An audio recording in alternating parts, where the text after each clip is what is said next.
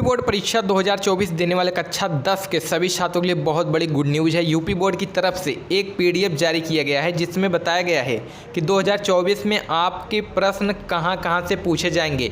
आप अपनी स्क्रीन पर देख लीजिए, पूरा पीडीएफ जारी कर दिया गया है। सिर्फ इन्हीं जगह से प्रश्न आएंगे, आपको सिर्फ इन्हीं चीज़ों को पढ़ना है।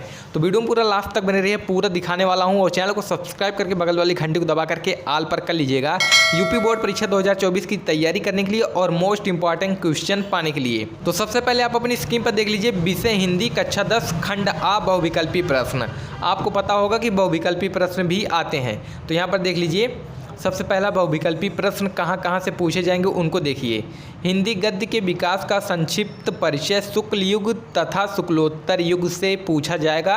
अगर आपने किताब खरीदा है तो उसमें आप लोग टिक लगा लीजिएगा।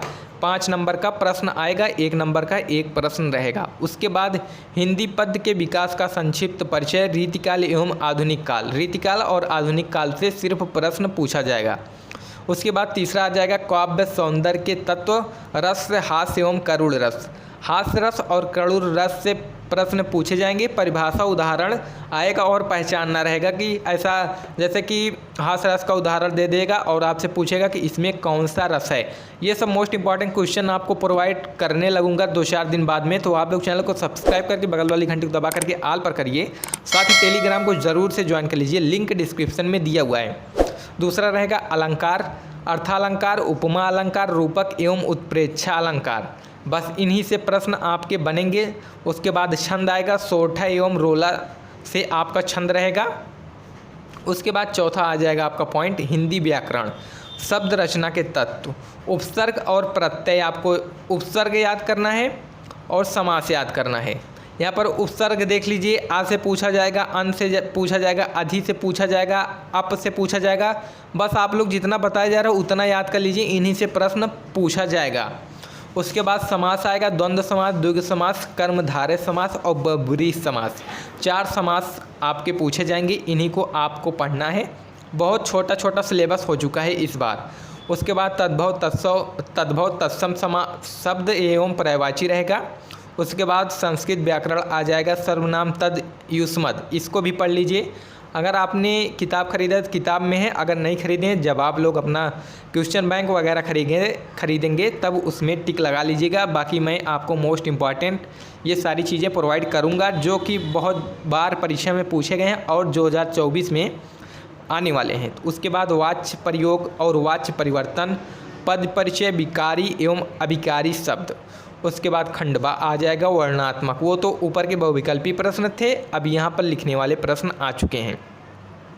ये देख लीजिए, गद्य हेतु निर्धारित पाठ्य वस्तु से गद्यांश पर आधारित प्रश्न। गद्य पद से जो प्रश्न पूछे जाते हैं, जैसे पैराग्राफ टाइप का आता है, वो रहेगा।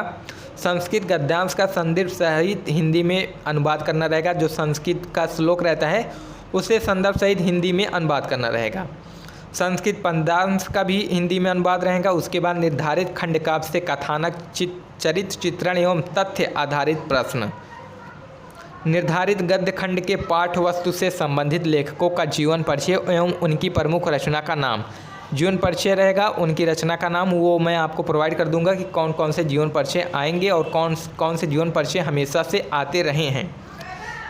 संस्कृत खंड के पाठ वस्तु से कंठस्थ एक श्लोक जो प्रश्न में ना आया हो, आपको एक 4 लाइन की कविता श्लोक लिखना रहेगा जो आपके पेपर में ना आया हो। उसके बाद संस्कृत खंड के पाठ पुस्तक पर आधारित प्रश्नों में से किन्हीं 2 का संस्कृत में उत्तर देना रहेगा। 10वां आप लोग देख लीजिए, आपको निबंध में क्या पढ़ना है। निबंध रचना 7 नंबर का निबंध रहेगा। एक निबंध आपको करना रहेगा। वैज्ञानिक, सामाजिक, धार्मिक, सांस्कृतिक, आर्थिक समस्याएं एवं जनसंख्या, स्वास्थ्य, शिक्षा, पर्यावरण एवं यातायात के नियमों पर आधारित विषय से आपका जो है निबंध पूछा जाएगा। इनमें से कोई भी एक आ सकता है जिस पर आपको निबंध लिखना रहेगा। वो हम आपको पेपर से पहले आपको सभी मोस्ट इम्पॉर्टेंट क्वेश्चन प्रोवाइड किए जाएंगे, सभी सब्जेक्ट के, सभी क्लास के, 10th 12th सभी क्लास के।